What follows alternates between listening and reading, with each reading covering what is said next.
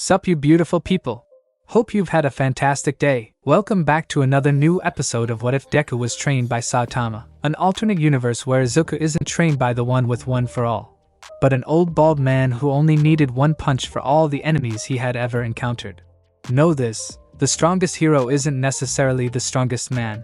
The farther you get from the people you want to save, the harder it is to save their spirits. Don't forget to shower some appreciation onto the incredible author responsible for this fanfiction. The link is conveniently waiting for you in the description box down below. If you guys enjoy this what if, comment down below and let me know. And go ahead and check out other what ifs in the channel after watching this video. Before we get into it though, don't forget to subscribe and leave a like, and also share this video with your friends. So let's start this video. Dinner at the Midoriya household had gotten quite silent as of late. That feeling of uncertainty was a constant during her son's years of training with Saitama was resurfacing. Even though he would come back home with scratches and bruises those years ago, the smile on her son's face would be enough to dissolve her fears. It was a wide, genuine smile she thought she would never see again ever since her son was diagnosed as quirkless. In the end, what did anyone know? It would be weird not to think of the strength her son now possessed wasn't some latent quirk. Her son's dream had come true, but recently, his smiles always came off as disingenuous. It was for that reason she had to ask, "Is there something wrong at UA?" In Inko's mind, it had to do something with UA. She looked to the side to see Saitama munching away his bowl of rice with a bored expression.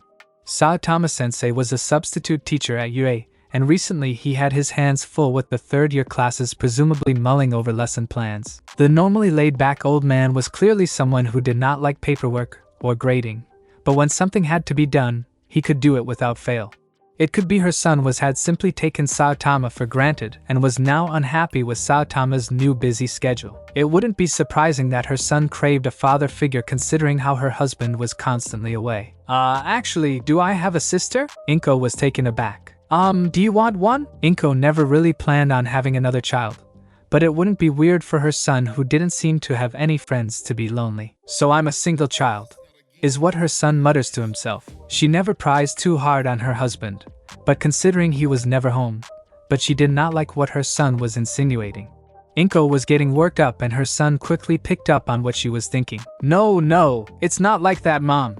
I just know someone with my face." "Well, there are quirks like that," Inko interjects. "Well, there are sometimes monsters like that, but they aren't that big of a deal," Saitama interjects. Izuku wasn't really sure of Saitama's use of language. "Monsters? I know some quirks make people look." Saitama was lost in thought, trying hard to remember something. "Well, they haven't appeared in a while ever since I. The times had changed and Saitama knew that modern people would take what he said the wrong way.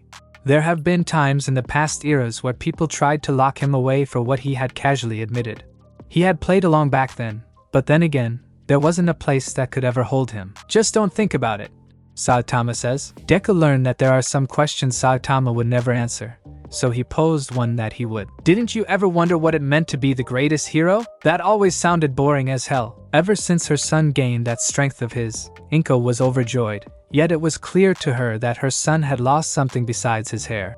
Even before he was strong, despite his meek demeanor, her son did the right thing as a matter of course, even if that meant being singled out at school. It was her son's selling point, a sincere type of heroism that made people around him feel ashamed for better or for worse.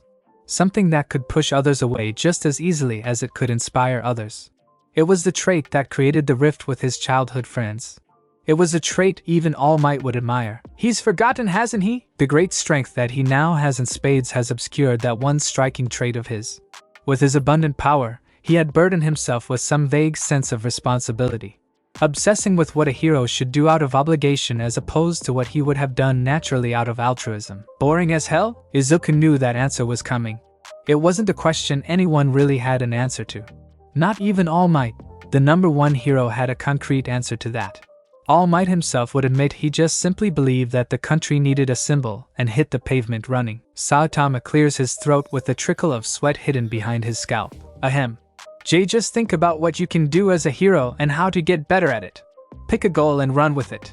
That's how it starts. That's why I started training. Thinking about the little details will only trip you up. Everyone has their own ideal image of a hero, so it's impossible to please everyone. Just become the hero you yourself can look up to. Whatever happened past, present or future did not matter, for Deku would always come back to this one conclusion of Saitama's. It didn't even matter if parts of it came from the essay Saitama was currently grading written by a certain Togata. Also, put on this wig. You're only a teenager. It was then Deku realized that his teacher had issues with his bald head as he was presented a wig of curly dark green hair. It was a small present before the departure to the Forest Lodge. All Might was always scolded by his old mentor for not visiting often. Only ever running towards his goal, he spared little time for personal matters. So Gran Torino knew exactly what to say when All Might showed up on his doorstep on a certain evening. 2 cups of tea were prepared and the former mentor and student were discussing things before a kitchen table. "What is it this time?" All Might was taken aback. "How did you?" Gran Torino was not amused. "Seriously, you only visit when you have questions." "Sorry, spit it out." The principal still has his suspicions about Saitama. "I'm even wearing a janitor's uniform in my weakened form as a disguise to snoop on him. Doesn't that man already know about your weakened form?" There were clearly things All Might wasn't telling his coworkers, but that was to be expected. All Might, in a sense, to maintain himself as the symbol of peace, has built a foundation of lies.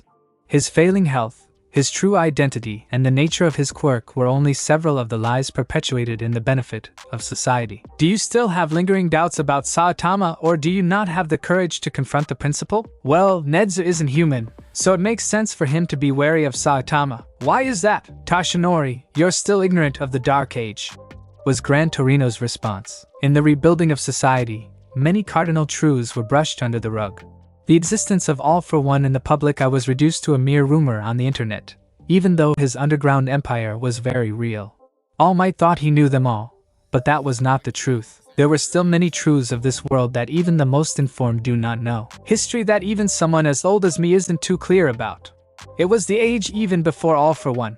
It was the tipping point before society truly descended into anarchy, though that could be argued. Even in my day, people considered it to be a far-fetched rumor.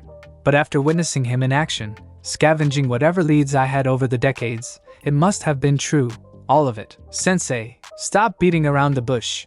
This is urgent. Now I'm hearing hypocrisy.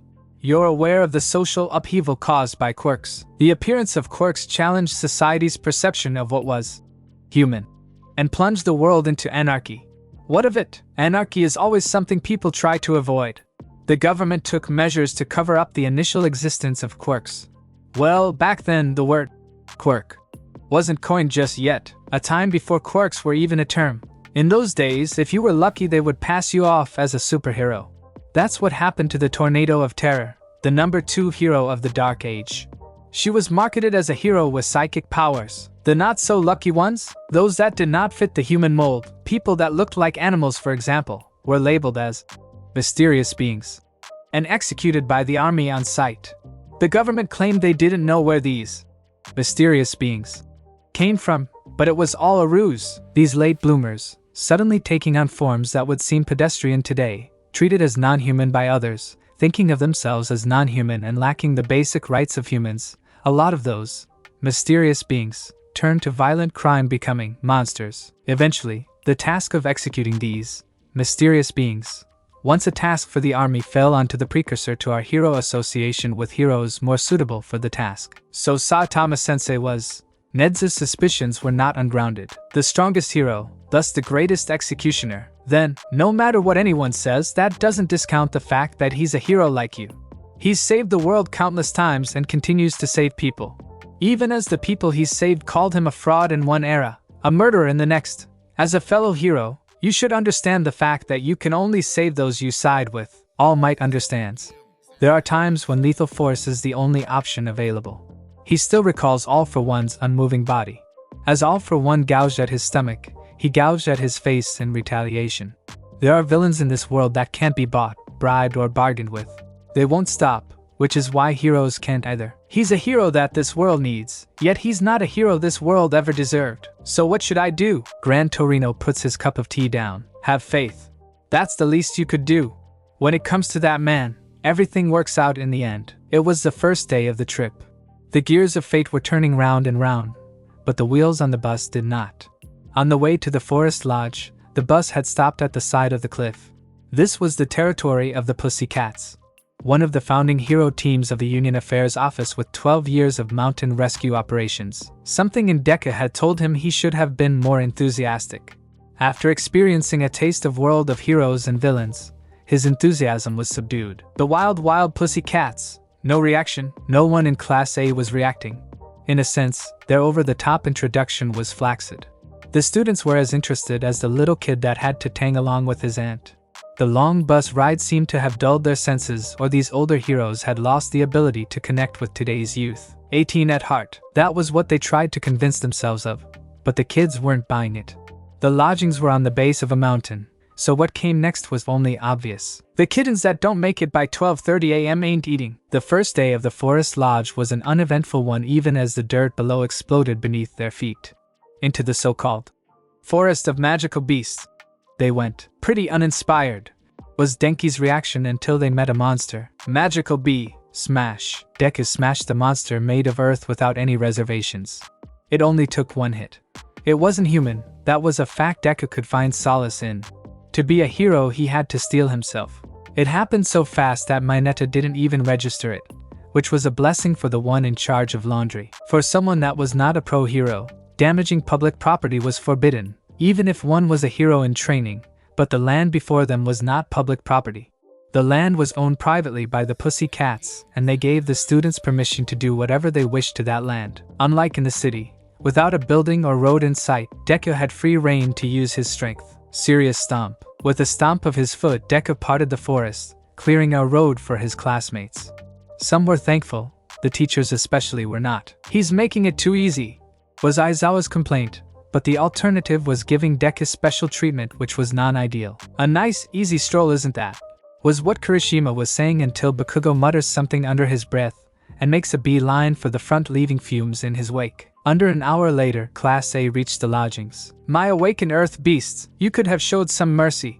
I wasn't able to show them off because of you." Pixie Bob was fuming at the little overpowered shrub. Rummaging his hair, she noticed the wig and was immediately regretful. Becoming middle-aged was right around the corner. But even so, she continued to insist she was 18 at heart, yet seeing the bald head she knew she overstepped her bounds. "I didn't know." She rubs her hand on the large bald spot before kneeling on the ground in apology. But it wouldn't last long. "By the way, is one of you that child's mother?" Deku points to Kuda and Pixie Bob immediately slaps him.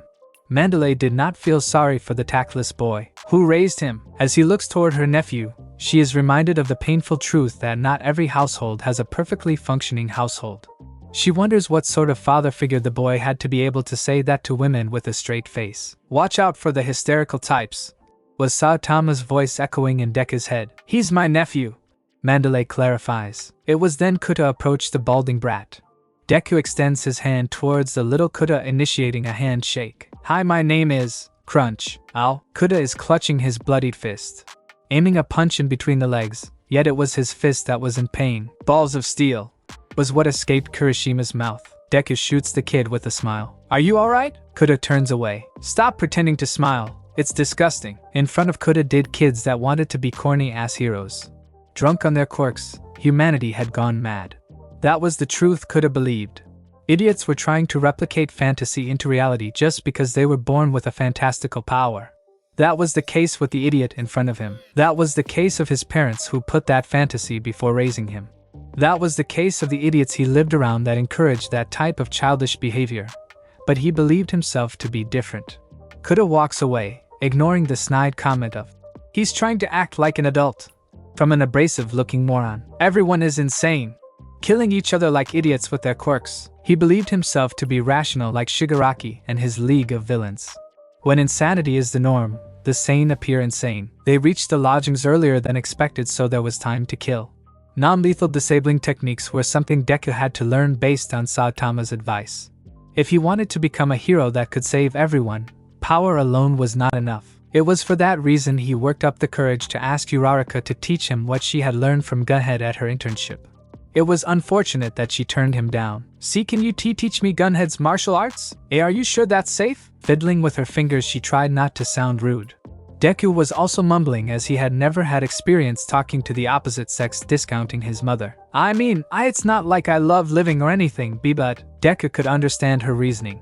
He could totally see himself accidentally snapping her in half. Before he could spar with others, he needed to seriously learn control. Kirishima, on the other hand, was happy to help. Kirishima had faith in his ability to take a punch. It was for that reason, before 12 o'clock came around, the two headed off to a nearby cliff. "Steel thy manly heart," Kirishima says in preparation. "I'm not going to punch you, yet. I'm going to gauge my punches against that cliff there first." Deku cocks his fist. Normal punch. The punch did nothing.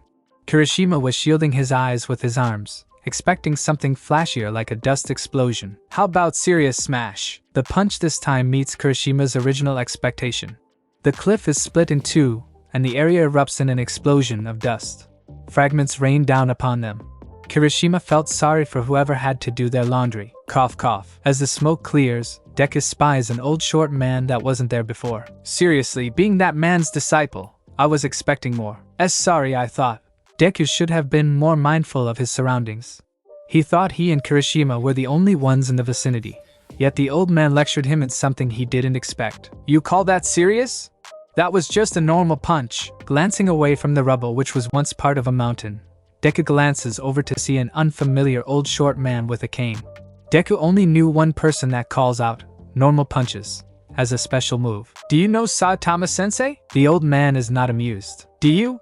I thought that man was training up a successor, but I guess not. You don't know the meaning behind normal punches. Saitama-sensei naming sense is just kinda weird," Deku says as he scratches his cheek. Kirishima was baffled. Saitama-sensei has a special move called normal punches. Saitama's normal punches were anything but normal. They had the power to casually shatter stone with nothing but air pressure.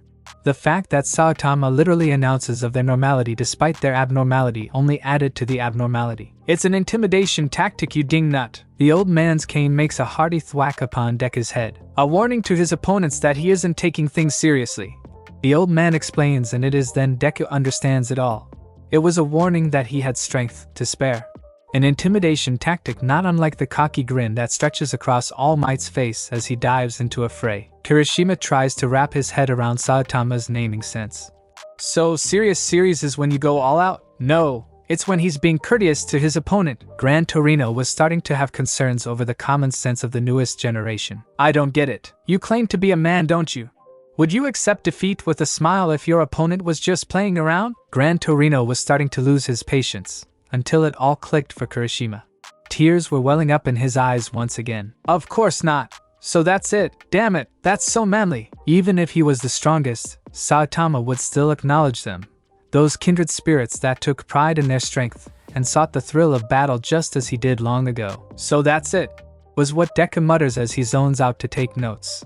The old man was for a moment a bit happy, until he spotted another elderly person far off in the distance who wasn't there before, sitting on a log by the trees.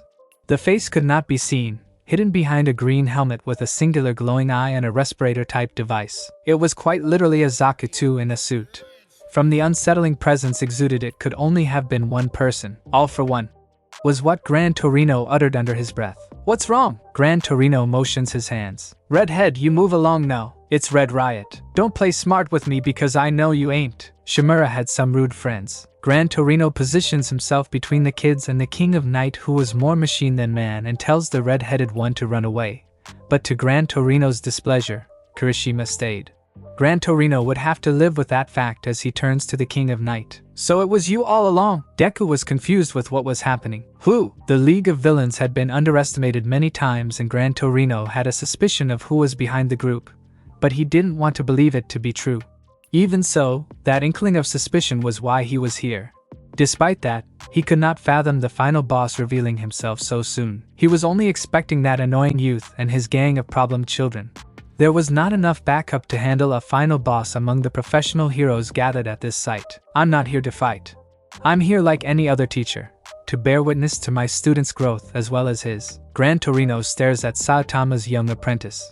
If things turned sour, he was their only hope against All for One. Gran Torino didn't like it, but he had to keep the conversation going. "You seem to have picked a very troublesome one." "It's the troublesome ones that truly impress you. Sometimes I feel like the student has already become the teacher." Speaking of students, has All Might finally accepted that he isn't immortal? That's an odd thing to say from someone who could be considered as such. "I'm just old. It is inevitable for old to be replaced by new. Such is the case with this society, just as it is the case with Greek mythology. The son usurps the father. History has always been about the learner surpassing the master. If only All Might had family, though considering that man didn't even have the time of day to groom a successor himself speaks volumes. Gran Torino was told that his old student had passed one for all on to the student Nedzu recommended and Night Eye had trained. All Might for all of his life was a man married to his profession and spent every living second as a hero even as his body was giving out. Honestly, it was about time All Might thought of retirement, but Gran Torino knew he was hypocritical to think that. Heroes were always risking their lives and a peaceful retirement is but a fantasy to many. You know firsthand, being undone by a power you yourself fathered, one for all? Still, that power, it does not compare to his symbol of peace. One for all was just a quirk and thus wasn't anything really special even if it possessed the unique property of being able to be passed on to someone else. Out of all the holders of One for All Might with his charisma as the symbol of peace had the biggest impact on society at large by giving rise to the current age of heroics. This current age was built upon the ruins of the age fathered by the man before him. All for One was cupping his hands together. Memes are the genes of the soul. Memes entwined with genes. The symbol of peace and one for all. What are you saying? Not everyone was enthralled with the symbol of peace. While hope was seeded, not all of it was the kind All Might hoped for. Some hoped for the eradication of that false hope. Just as heroes are created by villains, villains are in turn created by heroes in an infinite cycle. Nothing really. When memes are seeded, you never know what will sprout. When I told my young apprentice that the best villains hide within the shadows, did you know what he did? All for One was up to his usual antics.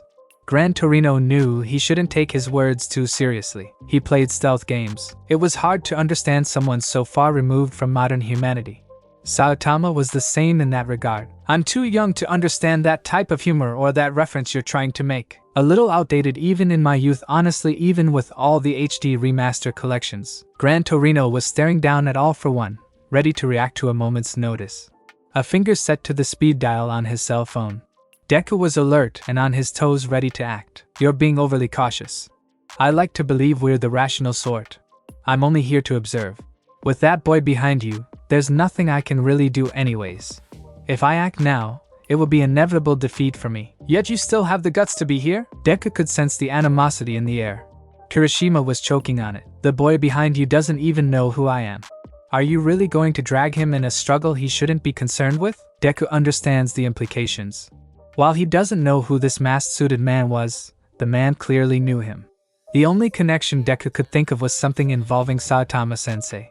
Considering Saitama's strength, it shouldn't be a stretch that many people kept tabs on him from heroes, villains, and the government alike. On the flip side, there isn't anything that boy can do either if he wants to keep steadfast to the path of a hero he has come to believe in. He's only a hero in training after all. If he acts preemptively, he'll lose the future he lives for. You basta. As I said, I'm only here to observe, so rest assured, friend of Shimura. Shall we watch the events unfold together? I don't have many friends, but you already know who's responsible for that. Yue and various associates were on high alert. Even Gran Torino came out of his retirement once he caught wind of Principal Nedzu's suspicions regarding Saitama and his disciple. A part of that old bag of bones wanted to see what kind of disciple that man had picked, and another simply remembered Saitama's terrible track record of being misunderstood. As time ticked away, with both hands of the clock pointing directly upward, the gears of fate started to turn in the worst way possible. Snipe curses himself for not carrying a full-sized rifle. His weapons did not have the required effective range. He could only stay hidden within the leaves of a distant tree. The Pussycats were warned of the League of Villains in advance, but they did not expect them to come by the air in a huge basket being carried by a large flying beast with its brains spilling out. They also didn't expect two people in Shinkatsu-high uniforms either, or that large camera they were carrying. Snipe with his perfect accuracy was contemplating his next action. Is that camera rolling live? A gust of wind signals their arrival. On the side of the basket, Tsubasa Transport is clearly visible on the side along with obnoxious music. It's Shigaraki! A child named Kuta runs up to the man with murder hands with an unsettling sense of glee as his aunt tries to impede his movements. For Kuta, Shigaraki was one of the sane few that existed in this world like him that spoke out against the madness of this world. The League of Villains entered the scene for all to see. All of the students of Class 1A recognized the man with the hands from their meeting firsthand at the staged attack on USJ. Now it seemed that Love was called upon again for more training exercises. Or at least that's what the students believed. Let's play. What should be the name of this game? This isn't a game, was what Spinner says. Regardless of how well they got along on the couch, once the controllers were off, their relationship wasn't all too great. Life is a game. Even if it's a shit one. We don't gotta upload everything on our Let's Play channel. What are you saying? I just want to give our subscribers something different for a change. The pussycats bit their lips. Other pro heroes were lying in wait. Even with perfect accuracy, Snipe wasn't sure of the consequences of taking a shot, but he takes one anyway. Click. No ammo? Checking his bandolier, he wasn't carrying bullets. He was carrying nothing at all. His hands were empty. He was supposed to be hidden among the leaves, alone in his secluded vantage point up in a tree. But he knew someone or something was near, even if he sensed nothing. Game over. It was then to his horror that Snipe discovered he wasn't even wearing his gas mask. He sees smoke envelope the area. An unknown gas quickly fills his lungs, and as he falls to the ground, the last thing he sees is a green gas mask not unlike the one he normally wore. The radio in his hands drops onto the grass. What's wrong? Snipe? Snipe? The boy in a green gas mask and helmet looms over the fallen pro hero. The hero's equipment was already stripped off by one of his weirder compatriots with an unusual quirk. The pro hero couldn't sense them at all regardless of his experience, which could be chalked up to a side effect of that same quirk. Mustard didn't really care about the specifics. The method in which Snipe was sniffed out also didn't really concern him. As far as he was concerned, Kachan was slang for explosives, and that weird compatriot of his claimed to have a nose for such things. Trying to get on the same wavelength was a fool's errand. His companions had moved on towards the lodgings, and Mustard was left responsible for securing the unconscious hero, tying Snipe up and stuffing his mouth with a dirty sock. It was too easy. He normally thought of himself as a rational sort, a cut above even the students of UA, yet it wasn't a hero trainee defenseless before him, but a pro hero. Checking his surroundings to ensure he was alone, he started to gloat. Hey, aren't you supposed to be a pro hero? That doesn't make much sense to me. How did you even get your license in the first place? Don't you think it's not right? It was an unbelievable thing. Someone not even considered an adult based on the black school uniform he wore had got the jump on a pro hero. It wasn't right.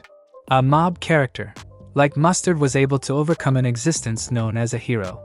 No, it was precisely because he was a mere unassuming background mob that such a thing was even possible. Opponents with long-range capabilities needed to be neutralized to ensure Shigaraki's safety during this public showing.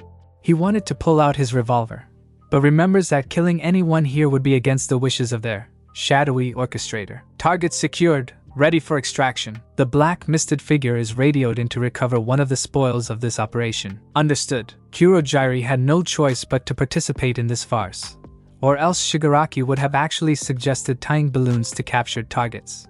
Spinner was disappointed that they wouldn't be using the recovery system he had learned from video games. Keep your eyes trained on him, boy. Don't let him leave your sight, was what the short old man instructed him to do. Deku wasn't really sure what was going on, but he was told to keep his eyes on the one presumably called All for One. From the conversation earlier, this machine in a suit was probably related to All Might in some way. With allusions to Greek mythology, the one before him was probably trying to imply the fact he played a hand in the number one hero's origin story. If things weren't so intense, Deku would have bombarded the figure before him with questions, yet he knew that most villains were liars by nature.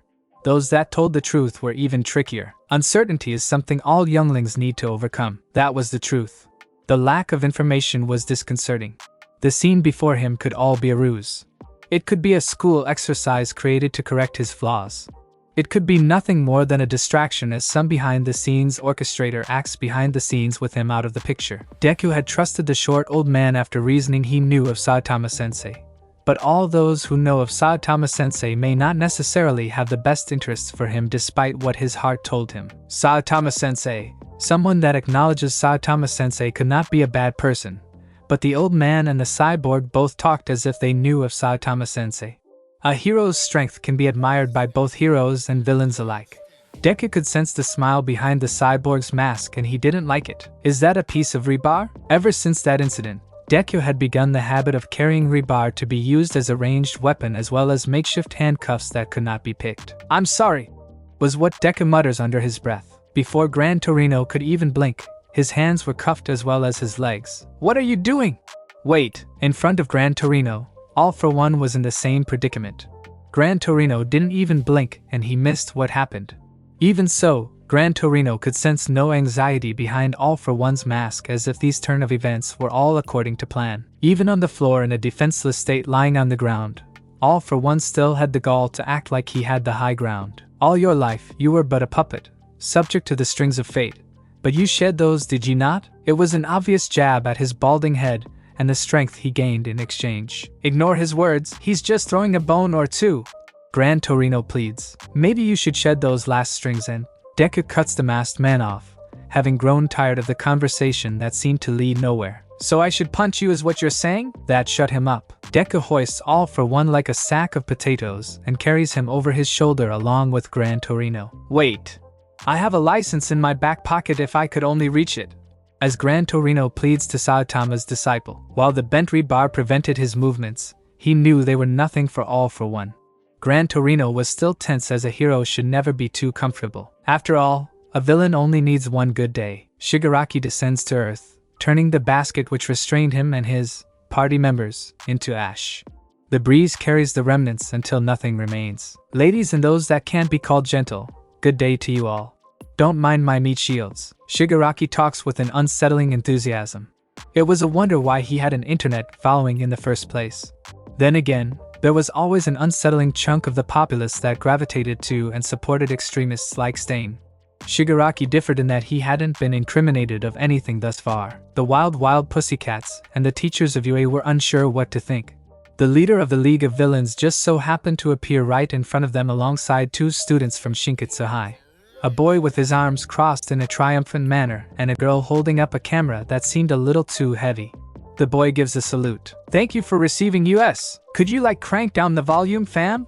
The microphone. The boy then proceeds to apologize to the girl without really taking into account of what she said. Sorry! The male of the two bows his head in one direction, still speaking in such a way that seemed to ignore his classmates' words. Then he bows in front of the pussycats after remember what appropriate volume meant. Please treat us well. I hope this joint camping experience will enrich our bonds from now and the future. While the true status of love is known by most pro-heroes, the students who attended hero schools were still in the dark. Taking advantage of this fact, they had gotten students to join them in the past like Monoma, who was still missing. Right now, Love has taken in a few students from other schools and had just nonchalantly referred to them as meat shields. Aizawa, monitor him. That was the order from Nedzu for Aizawa. Keeping in under the erasing hero's gaze, it was hoped that the leader of Love could be captured discreetly without notifying the public. Thus the Shinkatsu girl with the camera needed to be corralled away sometime in the coming future. This was apparently supposed to be a joint exchange between aspiring heroes and training according to Shigaraki's little explanation to the students. Tiger and Ragdoll were tasked with locating Snipe, who had lost contact with the rest of the heroes. The search quirk of Ragdoll's should prove invaluable for that effort. Any suspicious actions would be responded to in an instant. They needed to detain him without the students from catching on. Even if lethal action was required, it was hoped that it could be passed off as a drill, since the general public still perceives Shigaraki and his ilk as nothing more than actors playing the role of villains. To be fair, such an image was technically true considering the jobs Love took on after the attack on USJ. Aizawa checks the time on his wrist. It's noon. Despite the relaxed attitude the students had, all the adults were on high alert. It was supposed to be an easy capture, until the Subterranean Empire attacked. For centuries, the Subterranean peoples were forced underground by the surface dwellers. Despite what forces they could gather and despite being the true people of the earth, the expedition to the surface led by the king of that time centuries ago was thwarted. They were thwarted by a single surface dweller. With 4 arms and each wielding a blade of magma, the Subterranean king at 4m in height struck an intimidating figure. Despite his obvious strength among his peers, he still was doubtful of his chances against the surface dwellers. Even so, he swallowed down that fear. We are ants. He still remembers the old tale passed through generations pertaining to the ultimate fate of his ancestor. With one swift kick by an unassuming-looking surface dweller garbed in yellow, he was killed instantly. His ancestor was unable to get off one swipe of his forest blades. Despite the walls to their goals, they longed for the surface. When the current Subterranean king was but a tiny thing, nothing more than a prince among many numerous other princes, his uncle took him up once to the surface. It was a time before he was saddled with the responsibility with the fate of their race. The small prince did not know what to think. The earth was beneath their feet, and as he looked up, he saw an expanse of nothingness. His uncle laughs at his lack of appreciation. A world with no walls or ceilings. No borders or limits. In this world, we are not simply food for the earth. It's a world for the truly free, damn it. He remembers the tremors, the earthquakes and the collapsing tunnels that took the life of his older brothers, his father, his mother and his childhood sweetheart. The Subterranean people were food for the earth. That was the truth taught by the Subterranean priests. The earth would every once in a while hunger and consume a number of his people at random. Whether a Subterranean was born royalty, as a worker or as a soldier, the earth would consume them all without discrimination. His people had endured for as long as they remembered. Despite the desire to ascend, they were pulled to the earth. They were pulled not by gravity, but by fear. If I am to die, I will not die as feed. Those were his uncle's last words before he disappeared to the surface. His uncle never returned, but that outcome was obvious. Against the terrible monsters on the surface, the Subterranean people could never hope to win. His people were born, lived and died underground. Food for the earth they were, but the earth was generous. If the surface dwellers discovered them, it would be nothing but genocide. The Subterranean king had planned to live out the rest of his days within the earth, but one day he was approached by a stranger who claimed to be from the surface. Fahahaha, his face and body covered under an assortment of hands. This strange creature, which somewhat resembled what a surface dweller was supposed to look like, was brought before him by his elite guard. The stranger's face was forced into the ground. All had to bow before the king. What's so funny? The earth is hungry? Do you worship it like a god or something? It's no wonder the lot of you have never seen the sun. No one here is especially bright. If you're so smart, then tell me the answer. It's a good thing I was allowed to bring guests. If you want to know the truth behind the earth's hunger, then I have something perfect to show you. The stranger drops two rectangles on the floor. Something called a GPS, and something else called a phone. Just follow the directions to that forest lodge, and come to the surface when I give you the signal. You lot can manage that at least, can't you? One of the elite guards restraining the stranger could not stand the way the weird-looking stranger spoke, as if he was above them. Such disrespect to the king. The stranger merely touches the guard and the guard is simply reduced to dust. Everyone in the king's audience was stricken with fear with one exception. Mustering his courage and calming his shaking body, the king bellows in defiance to the random act of violence. Sorcerer! What foul magics did you cast? Is this supposed to be some shit old school RPG or something? Well, this place is a SHT hole. The stranger, or rather, the sorcerer, then summons the devil in a puff of black mist. I'm done here, Kurogyri. With an obscured face and strange, yet very classy clothes, he too resembled something of an accursed surface dweller. Like some sort of hallucination, the two disappear. If the king was dealing with the devil, then he had no choice but to respond, lest he be turned to dust too. The assortment of hands that decorated the sorcerer's body did not consist of merely one species. He spied the hand of a terror lizard. It was obvious that the stranger had visited the other nations under the earth before appearing before him. Even the Subterranean king feared the leaderless terror lizard clan. Despite them losing their ancient king centuries ago, the terror lizard clan was a force to be reckoned with in the world beneath the earth. The ancient king was a giant, towering above any Subterranean king in history 1,000-fold, yet he still met his demise at the hands of the monsters that dwelled on the surface. The Subterranean king, along with his army, were an exceptionally stealthy lot. Centuries of avoiding surface detection honed their skills. In the distance, the king spies a group of younglings. With the sorcerer's tablets, they were guided to the unfortunate truth. Serious stomp. With a stomp of his foot, a youngling causes the very earth to tremor. These tremors were all the words one scared soldier could utter. The earth was hungry. That was what the priests had made everyone believe. The quakes were all the words another scared soldier could utter. The king could not hold back his feelings. Under his breath, his whispers grow in volume, yet he reins his feelings back again. They did it. They were the cause of the tremors. It's them. The quakes are. It's their fault that. The king did not know what to do with this truth. The Subterranean priests were wrong. It was not the earth's hunger that caused his parents, his brothers and his lover to perish. It was and always has been the surface dwellers. "My king, what are your orders?" The king steels his resolve and observes the other surface-dwelling younglings. Some of them were shaken. Shaken just like he and his men were, thus not every surface dweller was created equal. An abnormally strong surface dweller was but an anomaly. That was something the king had concluded. The sorcerer and that devil must have been surface dwellers too. The fact that his soldiers could lay their hands on that stranger meant that these surface dwellers were far from immortal. Wars cannot be won on the backs of individuals after all. Even if that one youngling was a match for 100 of his men, he still had thousands more. Seeing the non-uniformity of his opponents, he was convinced of his people's superiority. These surface dwellers are no soldiers. These surface dwellers have no empire. In fact, eyeing one of the smaller younglings with odd sphere-like protrusions from out of his head, the Subterranean king knew that not all surface dwellers were strong. The surface dwellers were taunting them.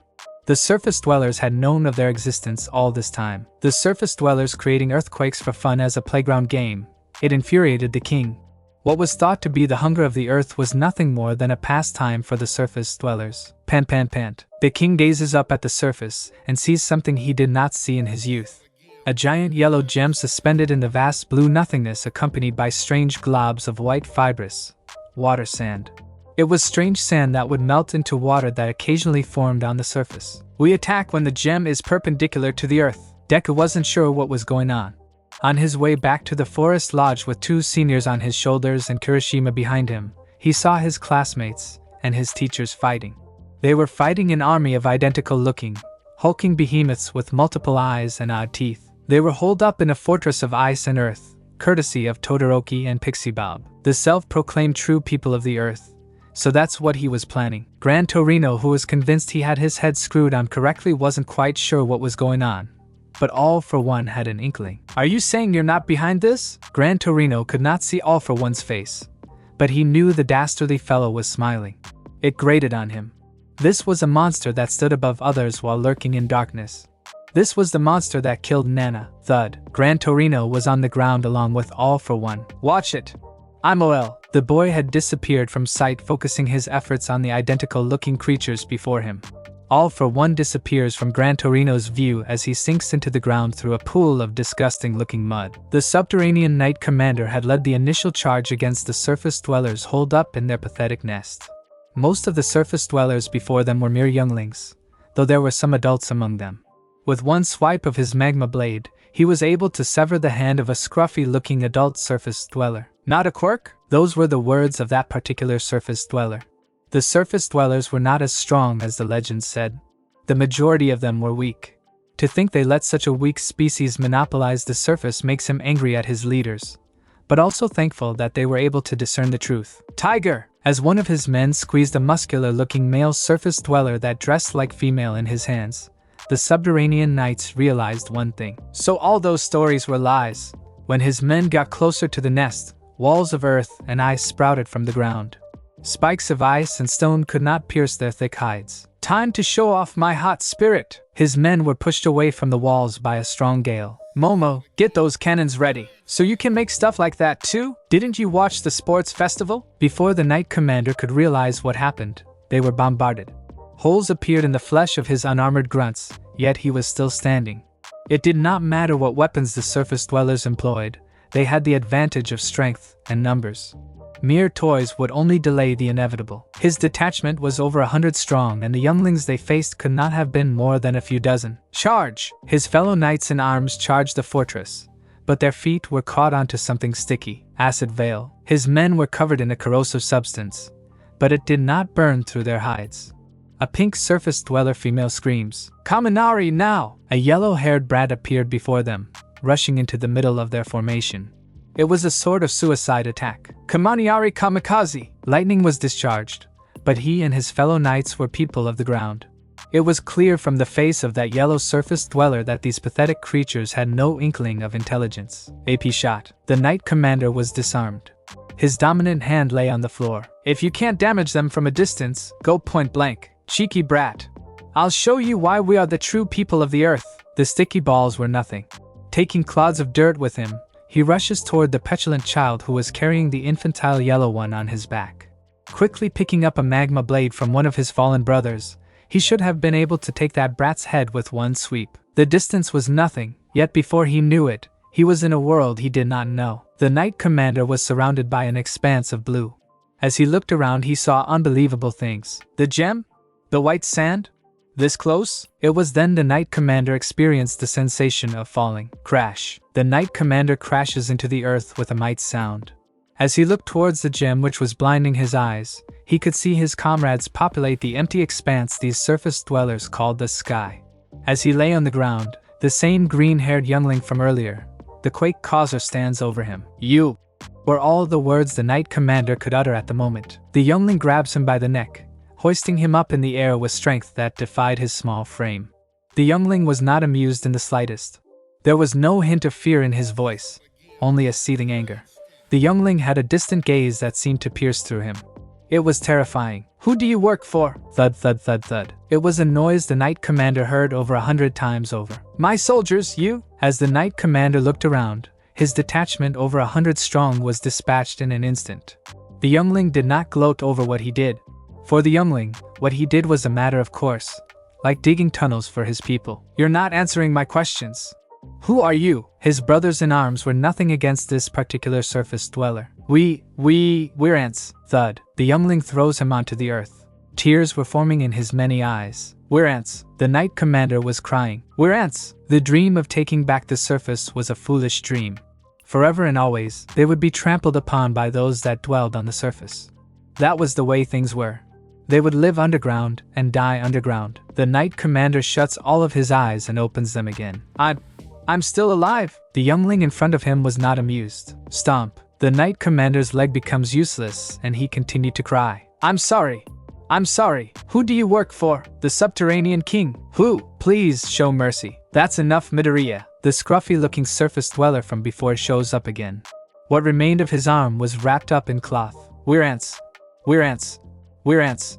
We're ants." Such words reverberated through the grounds. There was not one Subterranean knight who wasn't sobbing. The grunts who served under the knights were sobbing even harder. Even as his own detachment failed, he was sure his king would send more. "We're ants," the Subterranean Knight Commander cried. He cried and cried, not fathoming the idea he had survived. He cried over his weakness. He cried over his powerless.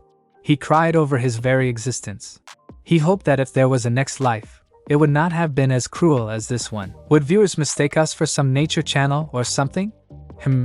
As you can see, the mole people. "Sorcerer!" The Knight Commander recognized the figure covered in hands. So right from the start, he and his people were set up. His people were led astray. It was nothing more than a trap. He had to alert his king, but he no longer had the strength to talk. A smile bloomed on the sorcerer's face. It was so. That was the sort of race humanity was. Regardless of what strength any individual possessed, the surface dwellers were all terrifying monsters. Right from the start, his people were nothing but ants. They were ants that had forgotten their position on the food chain. It was only natural for a species like his to go extinct. Those were the final thoughts of the Knight Commander before he lost consciousness. The day was still young, thus the Subterranean Empire would continue to foolishly struggle for something they could never obtain. Thank you so much for joining me on this incredible journey today. I hope you enjoyed exploring the fascinating what-if scenario of Deku. The possibilities were truly mind-blowing. If you found this video entertaining and thought-provoking, don't forget to give it a thumbs up, share it with your friends, and subscribe to the channel. Your support means the world to me and inspires me to bring you more captivating content in the future. Stay tuned for more exciting what-if stories and other amazing videos coming your way. Until next time, take care, stay curious, and keep embracing the power of imagination.